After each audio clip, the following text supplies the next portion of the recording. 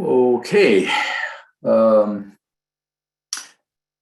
morning, good afternoon, good evening, wherever you are.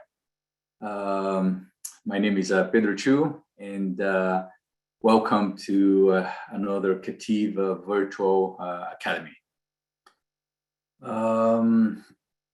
Let me share my screen here.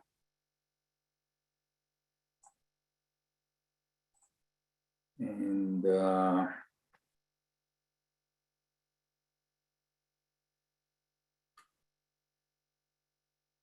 okay, so today we'll be talking about contact analysis in Ansys. And as I said, my name is Pedro Chu. I'm the simulation practice lead here at KETIV.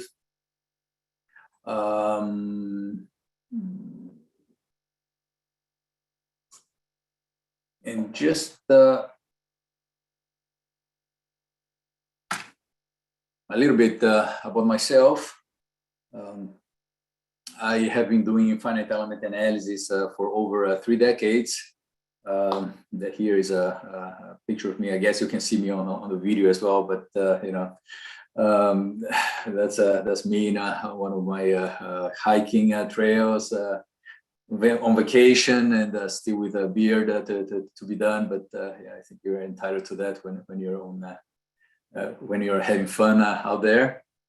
My industry experience, I've worked in the aerospace, automotive, heavy machinery, the major OEMs, you know, nuclear industry, consulting, and you know, I have lived in many places. 3 different continents. Been born in Taiwan, you know, raised in Brazil, and lived in Canada, and you know, living in 4 different countries. So that's just a little bit about myself. So for today's agenda, as I said, we're talking about contact analysis. So we'll look at you know, why contact analysis is important. We'll talk about different types of contact available in Ansys. We'll do a contact 101, just a brief introduction to how contact works in Ansys. By no means this is a comprehensive training. This is just you know, tip of the iceberg, just to get you interested, and then in the end, I'll just do a demo and then show some of the things that I have covered in the presentation slides that I have here. So here you can see a brake yeah, in the system in a car, where you can see a lot of contact. You know, you have the pads, and then you can be touching condition. You can be you know, heat generating contact, a lot of things. So these would be a typical example of contact analysis. And as I said, today we'll just you know, cover some of the basics of the contact.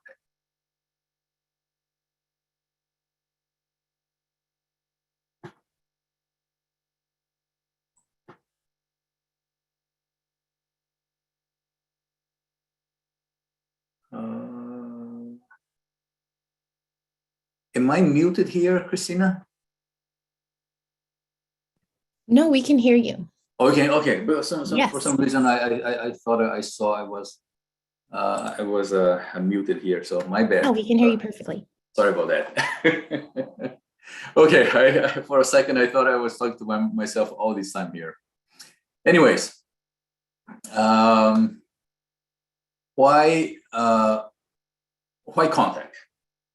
So we all know contact is basically a boundary condition that you know, would be applied to the parts and the surfaces and components in my finite element model.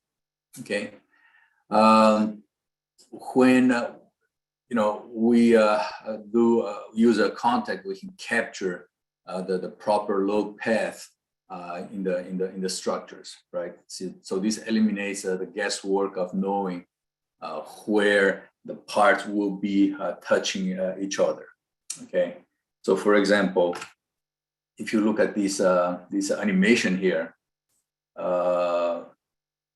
you can see that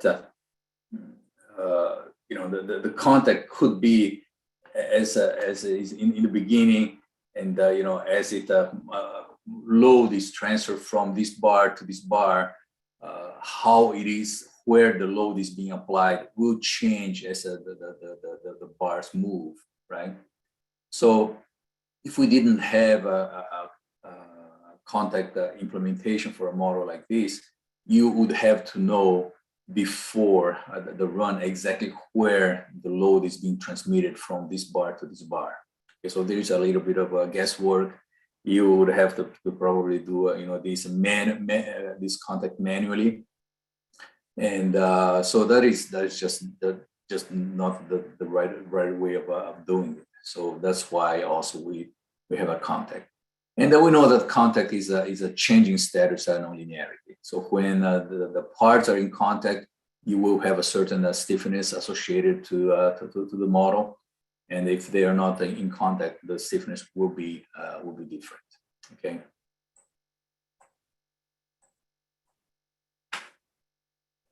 So the contact types of contact available in Ansys will have bonded contact, where the surfaces that are in contact, they will not separate, they will not slide, so they are just bonded to each other. We also have a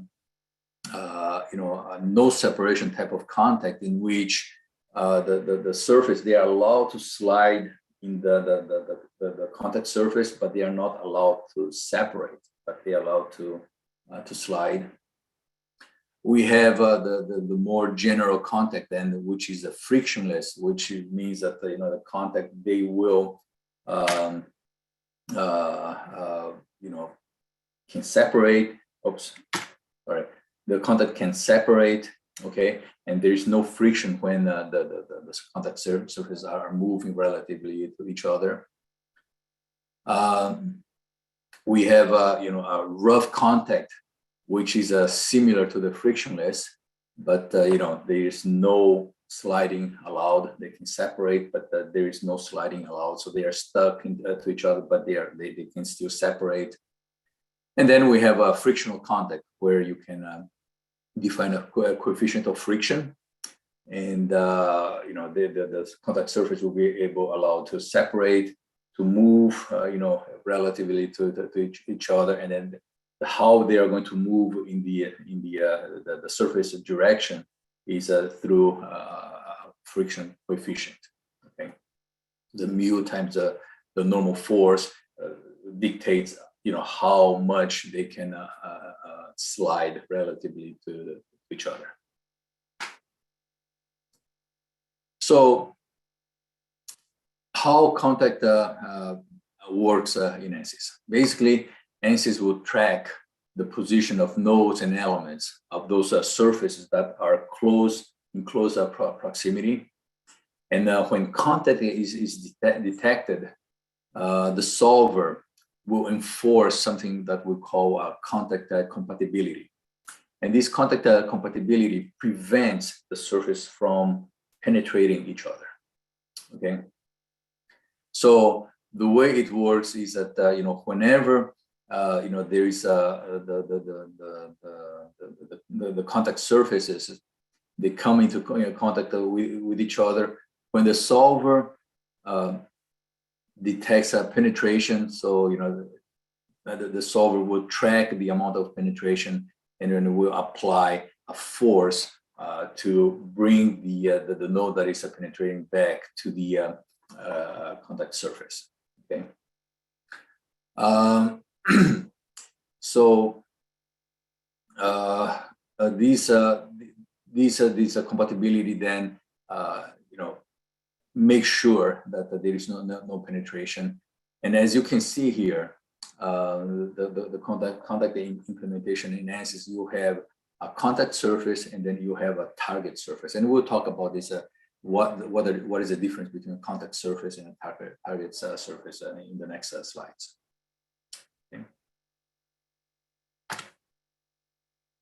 So by default, Ansys will detect the contact on the Gaussian, on the Gauss points in the integration points. So if you look at the surfaces here, you have the nodes, okay, and then you have the integration points in the surface, okay. And by default, Ansys will track the contact using these integration points here. So these points in yellow are the points that are going to be coming in contact with let's say the target surface here. Okay, you can control how you want these contact interaction to occur through these detection methods here, and we'll talk about these different detection methods also today. Okay, so if you don't want the contact to be happening at the integration points, you have an option to choose the nodal method. So if you use a nodal method, then the contact will happen at the nodes. Okay, but as you can see, unless you have an edge contact, okay, usually the integration points will give you a better discretization because you have more points to be in contact. So in this case here, for example, you would have if you use nodes, you would have just through those 2 points. But if you use integration points, or if you look at the entire face here you would have 1, 2, 3, 4, 5, 6 nodes. But the integration, in terms of integration points, you have 2, 4, 6, 8, 10. So you have a lot more points that potentially could be coming in contact. Okay, but you do have an option to choose how you want the contact to be occurring there.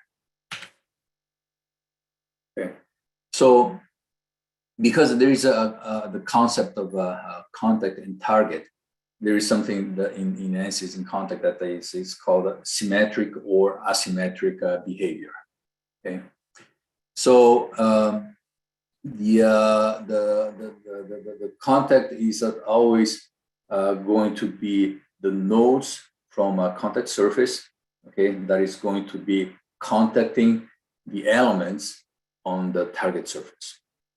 Okay, and in Ansys mechanical, it will differentiate who is contact and who is target using the red color for contact and using blue color for the target.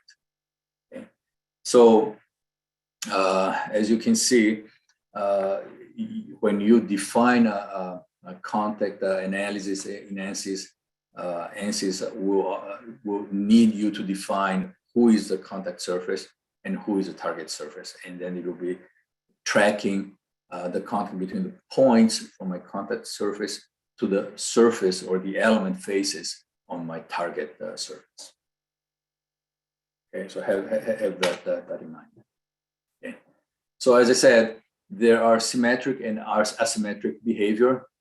On the asymmetric behavior, only the contact surface, okay, will be constrained from penetrating the target surface. Or other words, only the points in the contact surface is checking contact against the faces on the target surface. Okay, if you define your contact behavior as being symmetric, now what Ansys will do is that it will look at the points in my contact surface against the faces in my target surface, and it will look at the points in my target surfaces, and that against the surfaces on my contact surface. So basically, it will be checking points on both sides for contact. Okay. Internally, what Ansys is doing is basically it is creating 2 sets of contacts. Okay? But that assures that you have symmetry. You have both sides will be looking at each other for contact. And then I'll show you an example, during the demo, where that why that is important. Okay. And then also you have, you know, if you choose an auto asymmetric behavior, Ansys will automatically determine who is a contact and who is a target and define all of that contact. Okay, so the way to control that is in the contact definition. In the behavior, you see the different options there. By the program control is going to be the auto asymmetric. Okay. So on the asymmetric behavior, the who you define as contact and target can have a significant impact on the results that you have.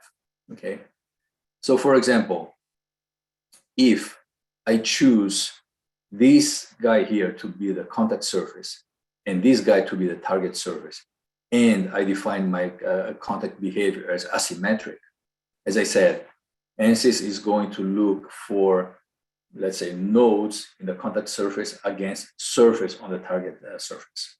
Okay, so you can see that the contact will occur when these nodes touch this face on my target surface. So this is fine. This is exactly what I want. But if I go and specify these guys as being the contact surface and this guy as a target surface, okay, the contact will happen when the nodes in my contact surface touch the surface or faces on my target surface. So you can see that there has been a penetration. Okay, so again, when you have the asymmetric behavior, that is when you have full control over what is going on in the contact and interaction, and that's where the definition of contact and target surface will become very important. Okay, so have that in mind. And here, this picture is just to show that if you don't want to use the Gaussian points, you can if you use if you use a Gaussian points, sometimes you may have a contact penetration there because the node may not be used for contact detection. Okay, but again, when you're using asymmetric behavior, it is important that you properly define who is a contact surface and who is a target surface, just for the reasons that I just highlighted here. Okay. So we have some guidelines when you're using asymmetric behavior. So if you have a convex surface coming into contact with a flat or concave surface, okay, the flat or concave surface should be the target surface. Again, think of it as being points on my contact surface against surface on my target surface. So when you have a convex face, that will be something like this, coming into contact with a flat face like this, it is important that you are using the points on my convex surface so that it can capture properly the contact there. Okay. If you have a coarse mesh versus a fine mesh, again, you want to use, because a fine mesh has more points, you want the finer mesh to be the contact surface, and you want the coarse mesh to be the target surface. That's why I use the target surface as being the coarse mesh as being the target surface. Okay. If you have one surface stiffer than the other, okay, you want the stiffer surface to be the target surface, just because the stiffer surface will deflect less, and if this guy is coming into contact there, it will be deforming more. So you want to be able to capture the deformation of these the softer surface when it comes into contact with my stiffer surface. Okay. If you're talking about elements with different formulations, so higher order elements against lower order elements, again, you want the lower order to have to be the target, just because you have less nodes on the lower order elements. Okay. If you have a surface that is larger than the other, you want the larger to be the target surface as well. Okay, just because a smaller surface might be sliding along the bigger surface, might be rolling over or whatever, boundary conditions you have specified there. You want the smaller surface to be or the larger surface to be the target surface. Okay, so we have talked about this, the asymmetric behavior and symmetric behavior, and let's look at why it is important that we highlight the differences and talk about the pros and cons of each other, right? The symmetric behavior, obviously, it is easier to use because you don't have to worry about who is a target, who is a contact. But because Ansys is creating a symmetric contact, or internally is creating actually two contact pairs, it is more computationally expensive. So it's going to take longer to run, and it also all depends on the model that you have. Okay, interpreting data can be more difficult also because because since you have two contact pairs in there, if you have a pressure being applied there, part of the pressure will go to one contact pair and part of the pressure will go to the other contact pair. So then interpreting results there can be a little tricky. Okay, but as I said, it's easier to define it. You don't have to worry about many things there. For the asymmetric behavior,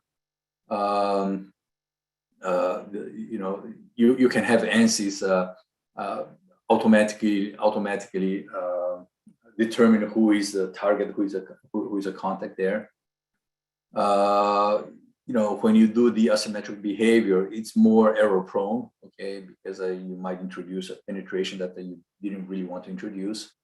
But the reviewing results is pretty straightforward because since you have just one contact pair in that contact interaction, if you are concerned about contact pressure, if you're talking about you have a glued contact and you want to determine how if that glue is going to come off or not, you can just specify output request for the contact pressure there, and then just look at the amount of pressure or the amount of contact stress that you have there, and then determine if that the glue stress is good enough for you or not.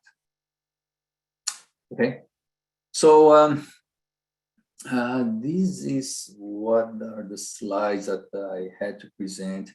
I forgot to mention it in the beginning. If you have any questions, feel free to type in the chat. I will be checking the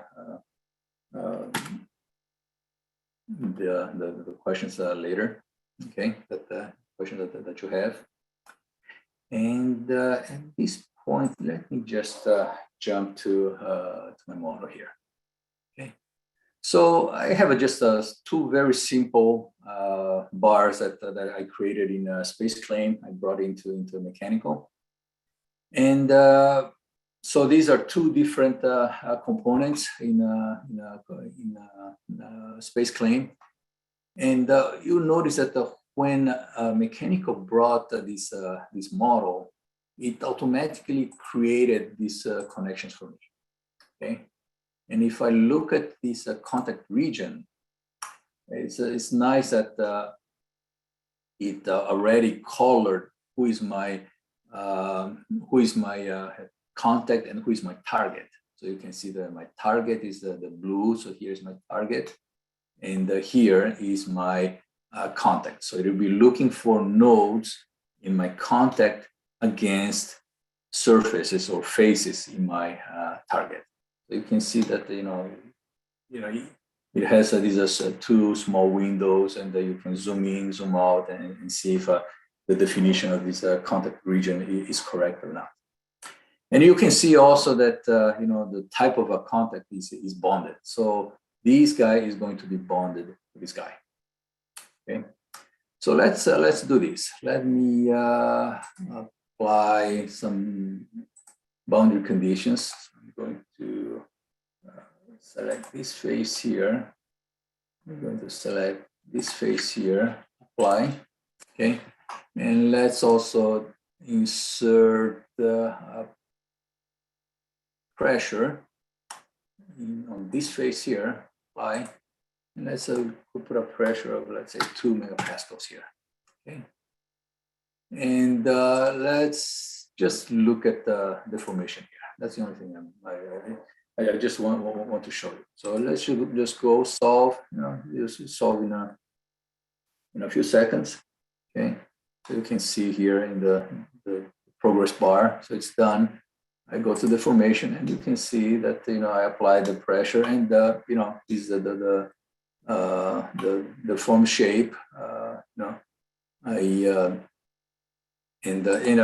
That's pretty much what I expected, because they are bonded, right? So now I can go and just change this from bonded to, let's say, frictionless, and go back here, solve this guy. Okay. And it will solve the problem. Again, this is exactly what I expect, right? Apply the pressure here. I expect these to, to come apart, not to be in contact anymore. And in this case, the contact is just at the edge contact there. Okay. So by doing that, I have the proper load transfer that is going from this bar here. Okay. If you didn't know, where the contact was, you could have, let me just, if I go true scale. So this is a true scale. So, if you didn't have a contact available to you, potentially what you could do is that make sure that, you have a node, a row of nodes on the lower bar here, and then they somehow connect those nodes in there. Okay, so that'll be a manual way of doing contact analysis. Okay, so this is pretty straightforward. You go here and you can see, the different types of the contact that I had described to you. The behavior here is symmetric, asymmetric. You have the detection mode, right? That I talked about on the Gaussian or nodes, right? So I'm not going to play with any of those in this model. And let me bring another model that I had prepared for today, where this will be a little bit more obvious, the penetration that we see in here. Okay, so if you look at this model, this is a mesh. It's not really the ideal mesh that I would like to see. Yeah, but I think for the demonstration purposes, this mesh is good enough. Okay. So what I'm doing is that I have a fixed support. I just fixed at the bottom here, and I'm moving this guy, the top, body, down by 1 millimeter. I'm bringing it down 1 millimeter. Okay. So if I look at my connections here, right? So what I have is I have a frictionless contact. And everything else, I'm using the default for the program control. I'm just letting Ansys control the contact interaction here. Okay, so I go to my solution. Let's see. I'm looking. Let me delete this guy here. I don't think I'm not sure if it is going to give me any problems, but I'm looking at the deformation, looking at the equivalent stresses. So let's just go and solve my problem here. So just solving, it takes a few seconds to solve. It's fairly quick, and so if I go to the solution information, I can scroll all the way down here, and it says that I'm solving 12 seconds in this case. And if I look at my deformation, it, for the most part, it looks okay, looks good. But if you zoom in, you see that there is a little bit of a penetration here. Okay? And it's up to you to decide if this penetration is good or not. Ansys, by default, it uses a penalty function, a penalty method for this context. So in any penalty method, there is always going to be a certain amount of penetration. Okay? So going back to my context definition here, I can see that what Ansys did was that this is my contact body. Okay, so it is using the nodes in this surface here against my target, against the surfaces in here. Okay, so again, I'm using nodes here against faces in here. If you go back to the mesh, if you look at the mesh, okay, you will see that is, for this problem here, it is really not a very good approach. Because if I'm looking at the nodes on this face, I'm looking at this node and this node here, right, against, this face here. So you can see that the contact will only be achieved when this node touches this guy somewhere in here, which means this node has already penetrated here. Okay, so let's see. Let's just play a little bit with this. Okay, so I'm using everything default by Ansys. I'm using, this is my contact face or surface, and this in blue is my target surface. Okay, I can go and try to flip the contact and target. So when I do that, now I'm going to use the nodes on my contact surface against the faces on my target surface. Maybe it will help, maybe it will not, it won't help. So let's try run and see what happens here. Okay.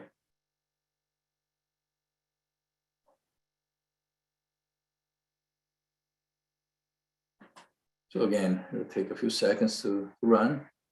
And when you look at the deformation, you can see that it's pretty much the same. I couldn't tell the difference, right? And I think that the reason is because I'm using the behavior, the promo control, which is auto asymmetric. And Ansys is automatically trying to do the best it can to define, who is contact and who is target.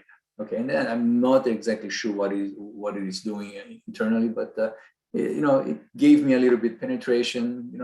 Maybe this penetration is good enough for me. So now let's take a full control over this, and let's make it asymmetric. Okay, and let's see and make sure that we know who is contact and who is target. So in this case, here is a contact. So I'm looking at the nodes here against the surface faces on my target. Let's just have a little fun with this. Let's flip the contact. Let's use the nodes in here against the faces here. Okay. So if I'm using the nodes and I'm using the faces, okay, I would expect this guy here to come down until this node touches the face here. Let's see if that's what happens here. Let's solve this guy.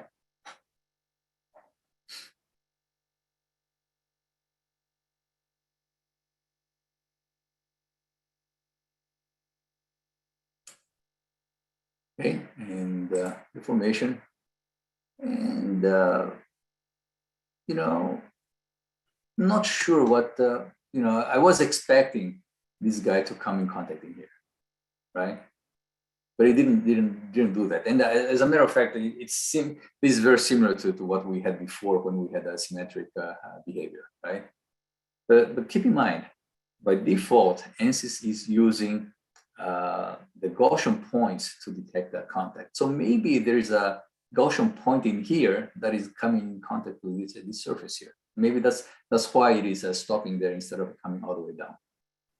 Please notice that for the deformation, I'm using true scale for the deformed shape. Okay. So what we are seeing here is the actual deformation of this body against this body. Okay.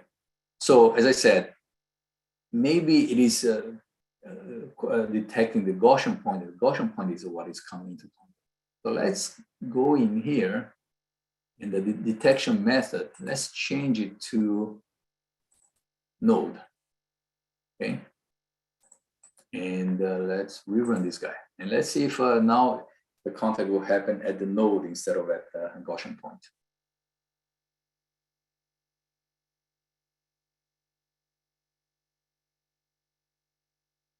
Okay, so when I do a throw deformation, ooh, okay, tada! The node now is coming in contact exactly wherever I expect it to come. Okay, so you can see, the different controls that you have to see, who is it contacting, where it is contacting, and what is how you want the contact behavior to be. Okay. So now let's go back here, and I had these contact and target, and let's now go and switch the target and contact. Okay, so when we do the target and contact, now let's go back here. Let's try to solve the model here again.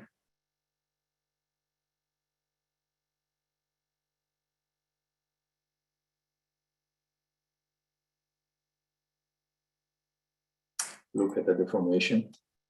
Okay, you can see that there is still a little bit of penetration there, right? And I would say probably this penetration is more because of the penalty method that we were using before, right? If we go back here, there is another. You see the formulation that is it is, you have several different types of formulation available to you. Okay, the program control that we will use augmented Lagrange, which is basically a pure penalty method with an extra term there to make the solution less sensitive to the stiffness of contact stiffness. Okay. But there is another formulation that you can be used, which is the normal Lagrange. Okay, and the normal Lagrange, it adds an extra degree of freedom, which is the contact pressure. Okay, and then this contact pressure actually ensures that the penetration is very, very minimal. Okay, so if I change that to the normal pressure, let's just go back to the formula, everything else back to default. I can go and try to solve this again. Okay, and this normal Lagrange formulation, okay, this normal Lagrange formulation, you need to use a direct solver. So depending on the problem that you have, it may take longer to solve. In this case, because this is such a simple problem, I think run times were very, very equivalent. Okay, so by using the normal Lagrange, you can see that I was able to fully eliminate the penetration there. So you can use that formulation if you want as well. Okay, so I think I touched on the different controls that you have. The symmetric, the asymmetric. The symmetric is the most straightforward setup for contact. there's always pros and cons. The results in the interpretation for for a problem like this, result interpretation is very straightforward. So if you went with symmetric, asymmetric, you probably get the same results, resulting plots, right? In terms of contact results. Asymmetric will give you full control of what is happening there. If you go with the auto asymmetric, now you're letting Ansys decide who is contact and who is target, and then again, it can be a little confusing to look at results. Okay, but as I said, asymmetric is the best. Gives you the most control over what is happening at that contact interaction. And then we also looked at the formulation that the control that you have over the formulation that you want the Ansys to use for the solver. Okay, you can let the Ansys choose what formulation for the contact that you want, or you can use pure penalty, or even this normal Lagrange. Okay, and again, the normal Lagrange adds an extra degree of freedom, which is the contact pressure to the solution, which could, if you have a very large model, very complex contact interactions, it could make run times, a lot longer, just because you don't have access to the iterative solvers anymore. You have to use a direct solver. Okay. So I think this is pretty much what I had to present today. I see there are some yeah. So Casey, you're talking about refinement of the mesh is the answer. Yes, refinement of mesh. I think you can say it could always be an answer.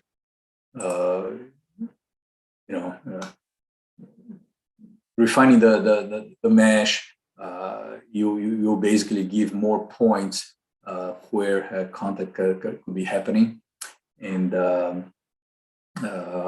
but there's always a trade-off. How fine do you need to go with a mesh? This model is very simple. I can just refine the mesh. The run times, instead of 10 seconds, will be maybe 2 minutes, and that's perfectly acceptable for a problem model like this. But if you imagine that you have models with millions degrees of freedom or so, that might not be an option for you. Okay, and situations like that, I think it's very useful for you to understand, the engine behind the contact algorithm in Ansys. Okay. I think that was the only answer or question that I saw in the chat. If there are no more questions, we have this KETIV virtual academy every Thursday. The next Ansys session is going to be the third Thursday of February. I don't have the topic yet. Please come back to our website in the next few days to see the topic that we're going to cover. But we should have this webinar out on YouTube fairly soon. But if you have any questions, please feel free to reach out to us, and we'll be here to help you as our customer. Okay, Christina, do you have any more comments from people attending? No, that was great. Thank you all for joining us today. In your Zoom email that you received 1 hour before the session, you can add this reoccurring meeting to your calendar so that you get it you get notified every week. But thank you so much, Pedro. Thank you, Christina, and thank you all for attending. Great. We will see you guys next week.